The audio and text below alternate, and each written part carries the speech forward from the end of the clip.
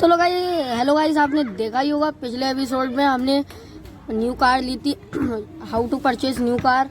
और आपने अगर वो वाली वीडियो नहीं देखी है तो जल्दी से जाके देख ले, मेरे यूट्यूब चैनल पे मिल जाएगी। और आज का मिशन है, हमें पुलिस अपने पीछे पड़वानी है 2 स्टार। और जैसा कि आपको थंबनेल में दिखाया ही होगा, पुलिस बिग चेस, और पुलिस हमारे पीछे हम पड़वाने वाले हैं 1 स्टार लग चुकी है। गाइस चलो जल्दी से चलते हैं और पुलिस ढूंढने। हमें आज पुलिस पीछे पड़वानी है और उससे पीछा भी छुड़ाना है। ओके, और चलो आ नहीं रही अभी, देख इधर को चलते हैं, लेफ़्ट को हम आ गए।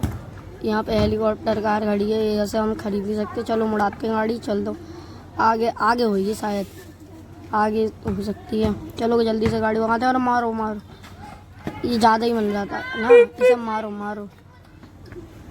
अरे पुलिस, अरे बाय बाय गाइस, अब मिलते हैं अगले एपिसोड में। Subscribe the channel.